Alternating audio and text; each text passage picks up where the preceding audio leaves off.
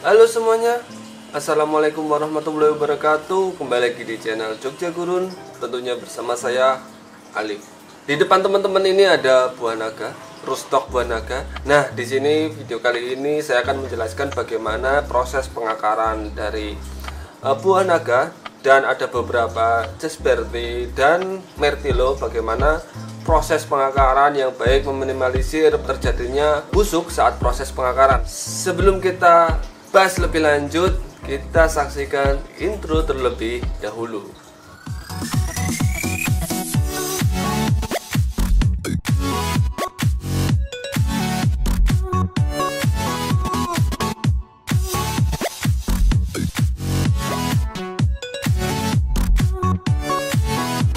Oke teman-teman, langsung saja kita potong bagian sudut sini teman-teman. Untuk buah naga saya sarankan menggunakan guntingan seperti ini. Biasanya dipakai untuk memotong ranting-ranting di bonsai, karena bagian sini biasanya keras untuk jenis buah naga. Nah, seperti ini. Seperti ini. Ini nanti kita kasih penumbuh akar. Untuk teman-teman yang baru belajar proses pengakaran, lebih baik teman-teman ini diangin-anginkan terlebih dahulu selama 1-3 hari hingga bekas pemotongan ini kering. Nah, contohnya seperti ini. Ini getah sudah hilang teman-teman hingga kering seperti ini. Ini sudah aman untuk ditanam. Salah satu pencegah terjadinya busuk saat kita melakukan proses pengakaran. Nah, ini seperti ini sudah kering. Ini sudah aman untuk proses pengakaran. Oke teman-teman, sebelum kita melakukan langkah-langkah proses pengakaran, saya akan menjelaskan, mengulang lagi. Siapa tahu teman-teman belum ada yang tahu, dan teman-teman juga bisa cek di video sebelumnya, mengapa petani kaktus dunia dan Indonesia juga menyukai sistem grafting. Kelebihannya grafting itu seperti apa? Saya akan jelaskan. Yang pertama, pertumbuhan lebih cepat. Jadi misalnya kita memiliki kaktus ukuran 1 cm on root dan grafting, yang on root ini selama 1 bulan akan besar selama 1 cm. Jadi 1 cm jadi 2 cm. Contohnya seperti itu. Sedangkan yang grafting 1 cm selama 1 bulan tidak 2 cm. Jadi yang grafting ini bisa jadi 3 cm. Jadi bisa mempercepat pertumbuhan 2 kali lipat, bahkan 3 kali lipat dari on root jika posisi dari ukuran kecil teman-teman. Tapi kalau udah dewasa itu berbeda lagi, karena nutrisi yang diserap sudah sama. Oke, ini yang dibahas adalah ketika kita proses memperbanyak dari ukuran kecil. Seperti itu contohnya. Kelebihan kedua, ukuran kecil yang sistem grafting, dia sudah bisa beranak dan melakukan pembuahan. Dia bisa tumbuh bunga dan pembuahan. Itu adalah kelebihan kenapa banyak petani di dunia ataupun di Indonesia melakukan grafting, karena kedua kelebihan tersebut sangat membantu untuk mempercepat produksi dalam memperbanyak kaktus. Seperti itu. Ada lagi teman-teman, kelebihan yang ketiga, ini yang paling banyak digemari oleh penghobi kaktus, yaitu apa? Harga grafting itu lebih murah daripada on root.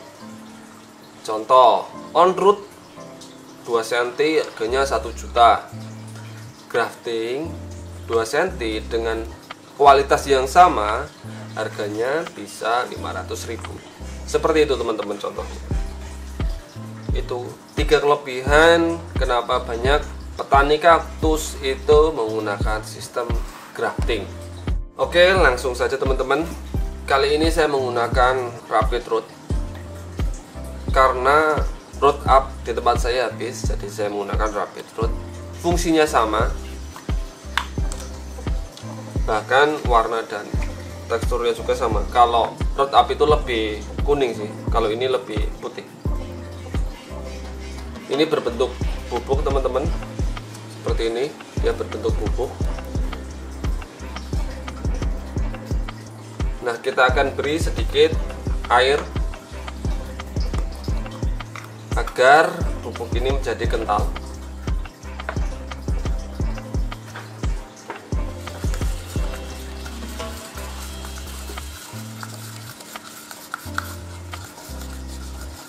Jika terlalu encer, kita bisa tambahkan lagi teman-teman sampai berbentuk kental.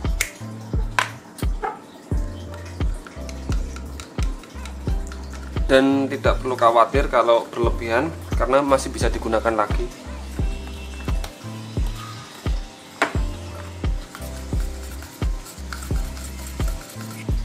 Nah, seperti ini teman-teman. Ini sudah cukup.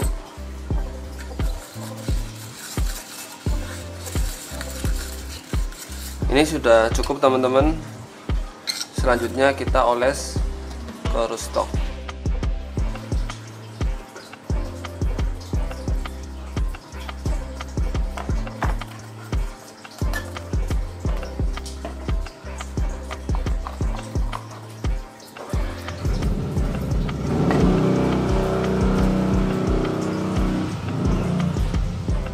Sebetulnya tanpa penumbuh akar ini, teman-teman juga bisa melakukan pengakaran. Namun dengan bantuan penumbuh akar ini, karena di sini juga ada campuran fungisida, jadi bakteri-bakteri itu bisa terbunuh dan proses pengakaran jadi lebih cepat. Jadi di sini misalnya terlalu tinggi lembabnya dan lain-lain gitu, dia bisa membunuh jamur-jamur juga. Jadi istilahnya selain merangsang akar juga, dia mampu mencegah dari busuk.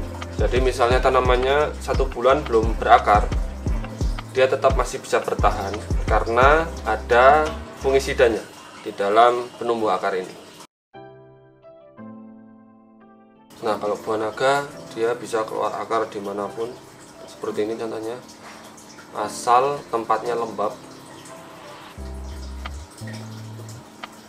Dia bisa keluar akar. Jadi buah naga itu sebetulnya lebih mudah untuk berakar. Seperti ini hasilnya.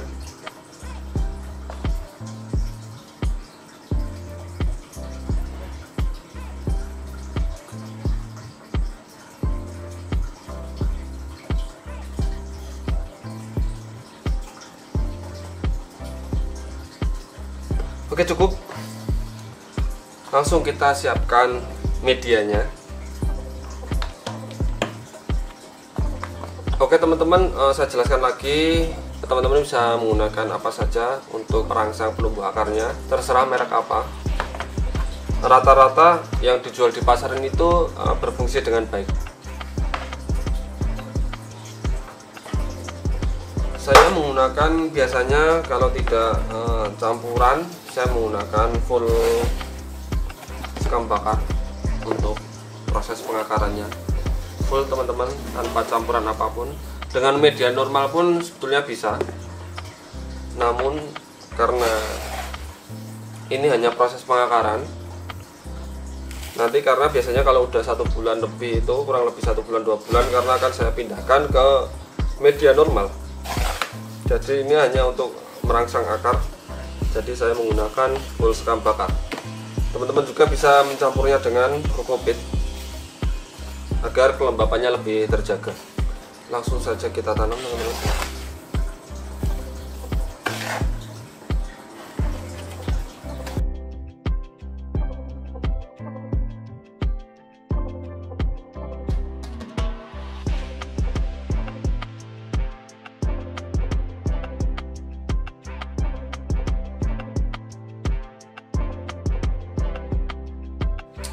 Oke, ini hasilnya. Teman-teman bisa melakukan penyiraman besok atau langsung.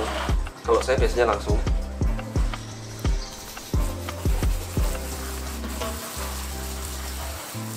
Sehingga teman-teman ya, proses pengakaran itu intinya adalah kelembapan media.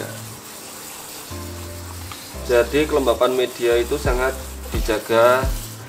Jangan sampai media terlalu kering, karena pasti prosesnya akan sedikit terganggu, bahkan bisa gagal. Jadi kira-kiranya penyiramannya itu normalnya itu seminggu sekali. Jika waktu proses pengakaran seminggu bisa 3 kali. Jadi proses normal penyiraman kaktus normal itu seminggu misalnya 1 kali. Untuk pengakaran seminggu bisa 3 kali. Tergantung teman-teman juga medianya. Kalau tadi medianya dicampur dengan kokopit, serbuk kokopit itu mungkin dia akan daya tahan kelembabannya akan lebih lama. Jadi tergantung dari media teman-teman. Yang penting teman-teman bisa menjaga kelembabannya.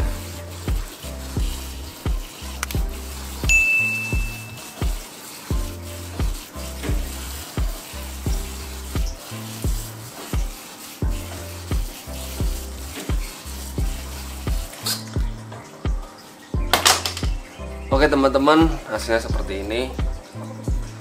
Saya akan biasanya saya taruh di bawah meja, tidak terkena sinar matahari langsung selama 3-4 minggu sampai semuanya berakar. Karena gini teman-teman, belum tentu ini berakar dengan serentak. Jadi ada kalanya ada beberapa yang belum berakar. Jadi dalam waktu 4 minggu saya pastikan itu 90% itu sudah berakar semua. Dan dalam 1 bulan itu dari bawah meja baru saya taruh di tempat yang normal. Jadi seperti itu. Contohnya yang udah sebulan lebih,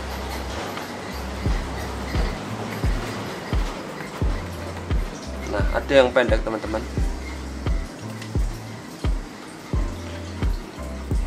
dan rata-rata masih belum gemuk, masih tipis. Yang gemuk-gemuk ini biasanya akarnya udah lumayan panjang.